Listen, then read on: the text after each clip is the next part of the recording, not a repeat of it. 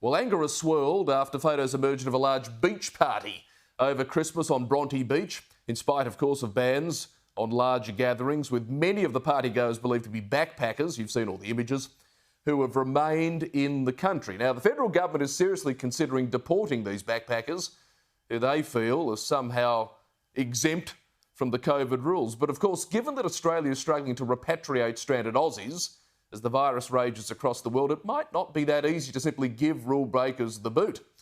Joining me now is the recently appointed Immigration Minister, Alex Hawke. Alex, nice to talk to you. Belated Merry Christmas. Hey, hi, Michael. Merry Christmas to you as well. I believe we've had about 35,000 Australians repatriated since September. A tremendous effort, but there's still around about 40,000 Australians stuck abroad. Of course, many of them in the United Kingdom, the second home for most Australians, and we've now got this extra virulent strain of COVID emerging out of the UK. Makes the job harder, doesn't it, of getting these people back? Yeah, it certainly has been a challenging year, as you've pointed out, Michael, and it gets more challenging as the strains do mutate. I think Australians can be very confident in what the government's done. We've got a very stringent quarantine system entry for Australia now. It's one of the world's toughest regimes, which means with these very contagious strains, they are being caught and intercepted in quarantine, and that means people can continue to return, and we have to maintain those high standards. But as you say, we've had a lot of Australians make the choice this year to come home, and we welcome that. And look, it's a great time to come home. Australia's in a good position relative to many countries in the world. And what we've seen, many people don't know, I think, Michael, and I think your viewers will find it very interesting. It's about 500,000 Australians have returned home since the beginning of the pandemic in total. That's a lot of people who've come home, and it's been a very big year in many ways. Of course, you're going to need the help of airlines. A number of them are now, particularly those coming from Britain, are trying to avoid, well, a number of countries are trying to avoid flights coming from Britain. For example, Singapore, one of the main hubs. That, again, throws another spanner in the works, doesn't it, when these layover hubs say no flights from Britain, thank you. Makes the job for you and Qantas, I guess, harder. Yeah, that's been the hardest part, and it is increasingly complex. A lot of airlines have been closed. A lot of them had to lay off flights. The price of the tickets has gone through the roof in many cases because of the changes in restrictions. And when you think about it, a lot of countries have shut their borders without notice or very short notice. It has been a challenging time to run an airline.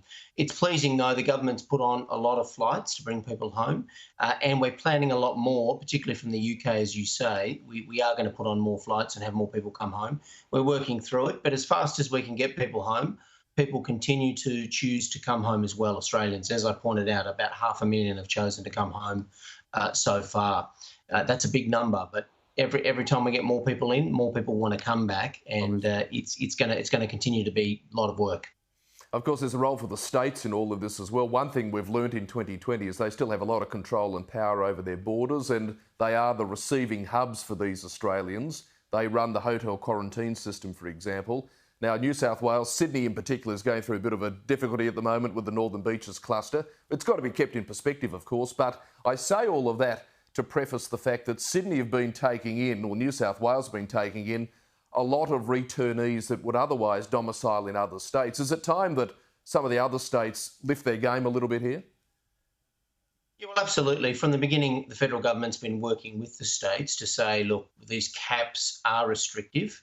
It does help us have a very stringent quarantine system, but it is slowing down the pace that people can come home. And we think there is a role for increased caps, at the right rate. And we've seen Victoria come back online, and that's why it's concerning to see a few more outbreaks we've seen tonight. Some recent news that's just come up about a few cases pop up in Victoria. But Sydney has done the heavy lifting, absolutely. You're right about that. The New South Wales government's to be commended.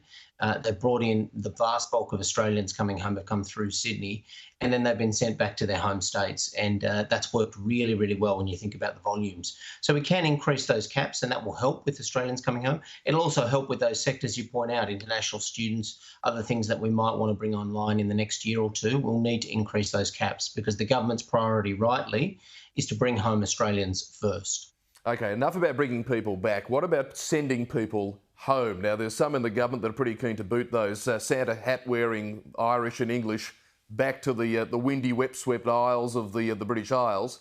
What's your take on that as we go to air tonight?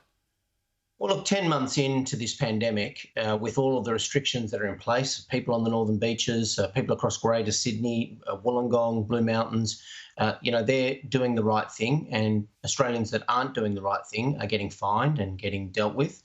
And my message is very clear to temporary visa holders: you have to do the right thing as well. I want to thank most of them who've done the right thing over the last 10 months, but we've got a small group who this far into the pandemic seem to think it's okay to flout the rules. Well, it isn't. And I've made it very clear that we work with state authorities around the country over New Year's, over the holiday period, and we can cancel people's visas. We have a whole range of options under the Migration Act, and we will take them. We have taken some of those actions in the past 10 months. There have been visa cancellations. There have been hundreds of warnings issued, which is appropriate in many cases. Yep. But if that continues, we certainly will continue cancelling people's visas, and they won't be welcome back in Australia.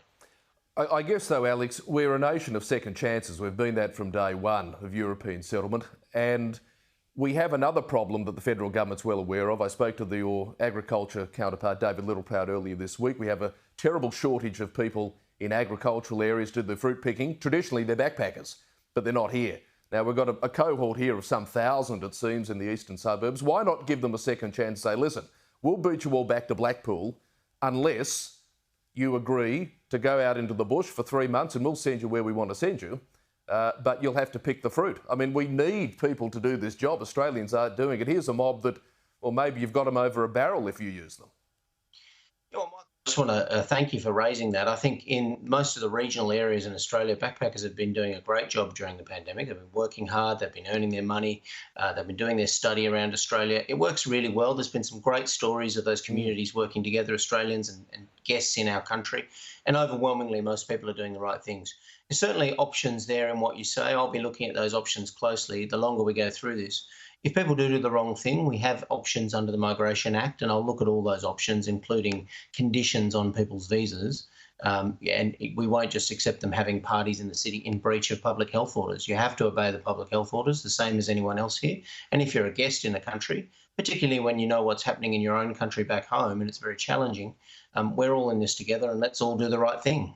Well said. Can't disagree with a word of that. Good on you, Alex. Have a wonderful what's left of 2020 and a better 2021. A better 2021. Thanks, Michael. Let's hope so. Immigration Minister Alex Hawke.